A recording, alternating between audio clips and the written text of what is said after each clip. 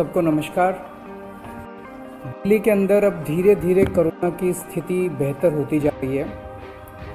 उसी को देखते हुए पिछले हफ्ते से हम लोगों ने अनलॉक करने की प्रक्रिया शुरू की थी। ये ज़रूरी है कि अगर कोरोना की स्थिति बेहतर हो रही है तो अर्थव्यवस्था को वापस पटरी पे लाना भी बहुत ज़रूरी है। पिछले हफ्ते हमने कंस्ट्रक्शन वर्कर्स और फैक्ट्री, ये दो सेक्टर्स खोले थे। पिछले एक हफ्ते से कंस्ट्रक्शन एक्टिविटीज़ और फैक्ट्री दोनों खुले हुए हैं, लेकिन कोरोना की स्थिति अभी कंट्रोल में है। पिछले 24 घंटे में लगभग 400 के करीब केस आए हैं। 500 से भी कम हो गए अब केसेस। 400 के करीब केसेस आए हैं और 0.5% के करीब पॉजिटिविटी बची है, संक्रमण दर बची है। तो स्थिति काफ़ी कंट्रोल में है और भगवान करे ऐसे ही कंट्रोल में रहे। तो ये वाला जो लॉकडाउन पिछले हफ्ते ऐलान किया था वो सोमवार को सुबह 5 बजे तक है। उसके आगे भी लॉकडाउन जारी रहेगा, लेकिन काफ़ी सारी और एक्टिविटीज़ में रियायत दी जा रही है, उनको खोला जा रहा है। एक तो जितने बाज़ार हैं, मॉल्स हैं, उनको खोला जा रहा है ऑड इवन के बेसिस पे, कि आधी दुकानें एक दिन खुलेंगी, आधी दुकानें दूसरे दिन खुलेंगी, आधी दुकानें एक दिन, आधी दुकानें दूसरे दिन। 10 बजे से सुबह 10 बजे से शाम को 8 बजे तक, दुकान नंबर के हिसाब से, ऑड इवन के हिसाब से दुकानें खोली जाएंगी। दूसरा, जितने दिल्ली में सरकारी दफ्तर हैं, उन सरकारी दफ्तरों में ग्रुप ए ऑफिसर्स जो हैं वो 100% काम करेंगे और ग्रुप बाकी उसके नीचे वाले जो हैं वो 50% काम करेंगे। लेकिन जो एसेंशियल सर्विसेज में काम करने वाले कर्मचारी हैं वो 100% काम करेंगे और हर एचओडी डिसाइड करेगा कि किसको एसेंशियल सर्विस कहना है और किसको 50% करना है और किसको 100% करना है। जितने प्राइवेट ऑफिसेज हैं उन सभी प्राइवेट ऑफिसेज में 50% मैन पावर के साथ वो खोले जा सकते हैं और लेकिन कोशिश करेंगे कि ज़्यादा से ज़्यादा लोग वर्क फ्रॉम होम करें और अपने प्राइवेट ऑफिसेज कोशिश करें अपने टाइम को स्टैगर करने की, कि ताकि सब लोग एक साथ सड़क पे ना आए। दूसरी चीज़, जो स्टैंड अलोन शॉप्स हैं और जो एसेंशियल सर्विसेज प्रोवाइड करने वाली शॉप्स हैं वो ऑड इवन के बेसिस पे नहीं, वो रोज़ खुलेंगी। दिल्ली मेट्रो 50% कैपेसिटी के ऊपर चालू की जा रही है और ई कॉमर्स के ज़रिए जो सामान बेचने की प्रक्रिया है वो चालू रहेगी। तो मोटे मोटे तौर पे ये चीज़ों की रियायत दी जा रही है और मैं उम्मीद करता हूँ इसके बाद देखेंगे कि आने वाले हफ्ते के अंदर भी कोरोना की स्थिति अगर काबू में रही तो और कई सारी एक्टिविटीज़ को फिर उसके अगले हफ्ते खोलेंगे। थर्ड वेव कहा जा रहा है, एक्सपर्ट्स कह रहे हैं कि थर्ड वेव आएगी। कब आएगी, कितनी भयावह होगी, इसके बारे में किसी को कोई जानकारी नहीं है। लेकिन एक जिम्मेदार सरकार होने के नाते हमारी जिम्मेदारी बनती है कि उसकी पूरी तरह से हम तैयारी करें, ताकि अगर थर्ड वेव आती है, अगर बहुत भयानक होती है, तो सरकार उस वक्त जनता के लिए तैयार हो। इसकी तैयारियां पूरे जोर शोर से दिल्ली सरकार के अंदर चल रही हैं और कल लगभग 6 घंटे तक मैंने 2 अलग अलग मीटिंग ली, एक्सपर्ट्स के साथ बात की, जिन ऑफिसर्स ने अभी कोरोना के दौरान काम किया था उनके साथ बात की। हमने 2 कमिटीज़ बनाई हैं, उन दोनों कमिटीज़ के साथ मैंने बहुत डिटेल में चर्चा की।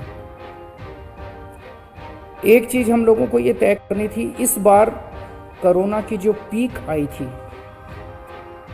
मतलब एक दिन में मैक्सिमम कितने केस आए, लगभग 28,000 के करीब केसेस आए थे एक दिन में, 22 या 23 अप्रैल के आसपास। अगली पीक कितनी हो सकती है, तो ये तय किया गया कि अगली पीक 37,000, एक्सपर्ट्स के साथ बात करके, ऑफिसर्स के साथ बात करके, सबके साथ बात करके, कि 37,000 पीक मान के इसकी तैयारी शुरू की जाए। इसका मतलब ये नहीं है कि अगर इससे ज़्यादा की पीक आएगी तो हम तैयार नहीं हैं, हम उसके लिए भी तैयार हैं।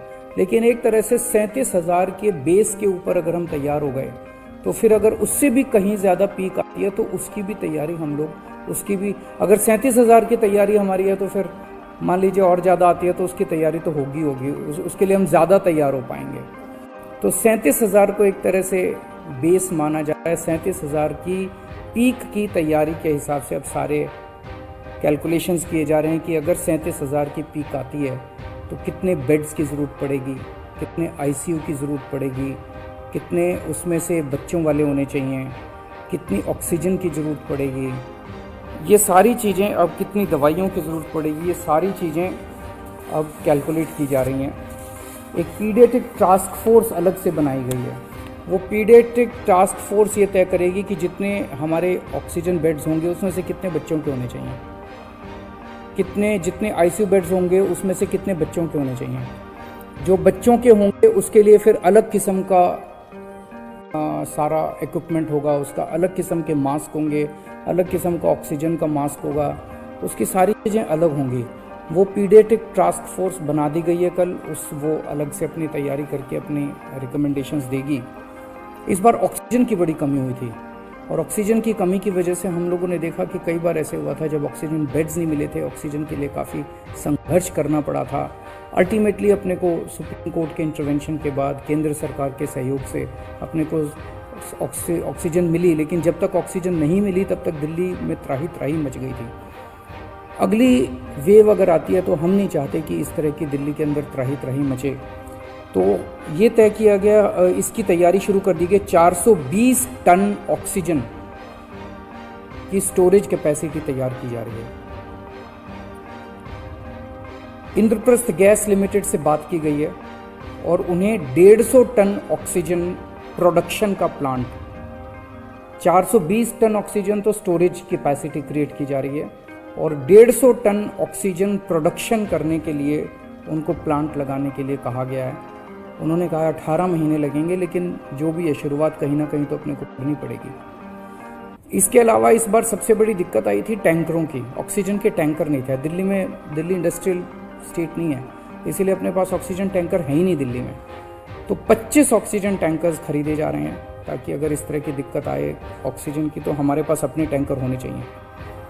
64 छोटे छोटे ऑक्सीजन के प्लांट्स लगाए जा रहे हैं, वो ऑलरेडी लग रहे हैं और हमें उम्मीद है कि अगले कुछ हफ्तों के अंदर, 1-2 महीने के अंदर ये 64 ऑक्सीजन प्लांट्स लग के तैयार हो जाएंगे। अब ये जो हमने डिसाइड किया कि 37,000 केसेस की पीक के हिसाब से हम काम करेंगे, तो उसके हिसाब से तय किया जाएगा कि कितने ऑक्सीजन बेड्स की ज़रूरत होगी, कितने आईसीयू बेड्स की ज़रूरत होगी। उसके हिसाब से फिर तय किया जाएगा कि कितने ऑक्सीजन सिलेंडर्स की ज़रूरत होगी। जैसे अभी थोड़े दिन पहले हमने 6,000 सिलेंडर चाइना से इंपोर्ट किए थे, तो और कितने ऑक्सीजन सिलेंडर्स की ज़रूरत होगी और कितने ऑक्सीजन कॉन्सेंट्रेटर्स की ज़रूरत होगी।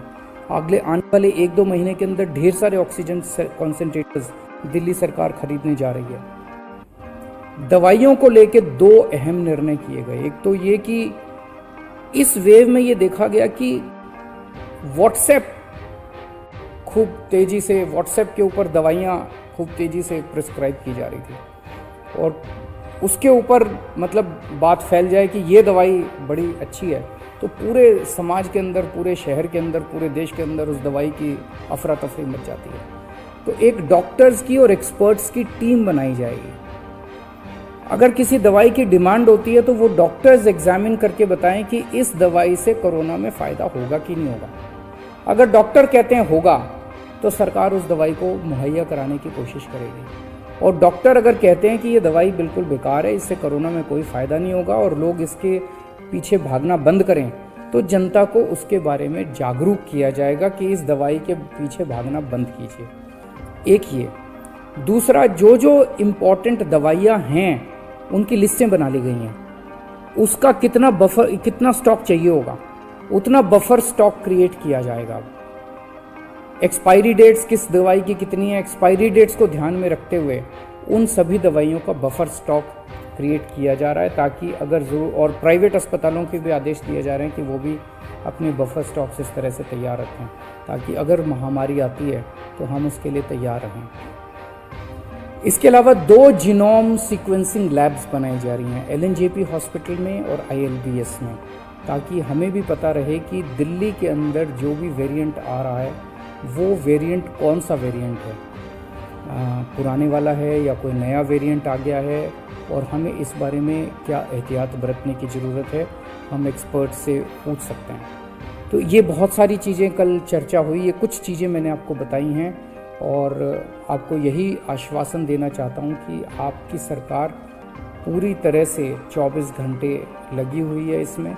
मैं उम्मीद करता हूँ कि अब कोई तीसरी वेव नहीं आनी चाहिए, उसके पहले हम कोशिश करेंगे अपने लोगों को वैक्सीनेट कर दें, लेकिन अगर तीसरी वेव आती है तो लोगों को तकलीफ़ नहीं होनी चाहिए, इसके बारे में हम पूरी कोशिश करेंगे। नमस्कार।